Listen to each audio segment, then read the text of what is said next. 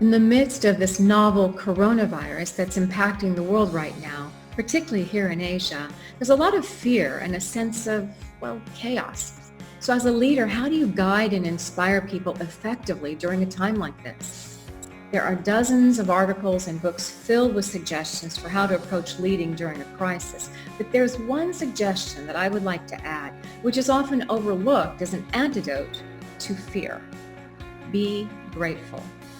Now, I know that seems wildly counterintuitive, but when you encourage yourself and others to look for and focus on what they are grateful for, attention shifts from what is not going well to what is going well. For example, right now in the midst of this coronavirus, there is actually a lot to be grateful for. I'm grateful for what this has taught us, just how incredibly connected we are today, more so than ever in the history of humankind. And because of that, we have the ability to transmit information in nanoseconds and therefore take immediate action to prevent the spread of this virus. Likewise, we've also learned that we now have the systems, the processes, and the procedures and the medical advancements that allow us to combat this virus as a unified whole. The recovery rate is currently 98%. That's a good thing. I'm grateful for country leaders who are making tough calls but doing the right thing for citizens. I'm grateful for all the dedicated medical professionals and those working at various centers for disease control. They're working tirelessly 24/7 to address this virus quickly.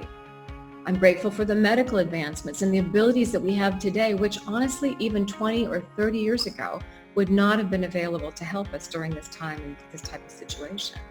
I'm grateful for the companies and the airlines that are doing the right thing by shutting down their businesses and limiting flights and exposure to their employees, despite the inevitable economic impact. I'm grateful for the people at the front line, taking temperatures as people walk into office buildings or malls, and other frontline personnel who continue to do their jobs because it's the right thing to do, like airline stewards and people who are working in retail outlets, restaurants, and other public venues. What else can you add to this list? I'd love to hear your views about what you are grateful for during this time of worldwide concern. Whenever anything arises in your life that causes you fear, angst, or anxiety, I encourage you to pause and remember that there are many things to be grateful for, even though it may not seem so at the time. But doing so shifts you out of an energy of fear and into a place that allows you to see things more clearly, experiencing a calmer, more balanced approach to what's going on, for you as a leader and for the people around you. What you focus on grows.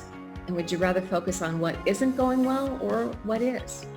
So I encourage you, please pause and be grateful. It is a strong antidote for fear when in the midst of turmoil.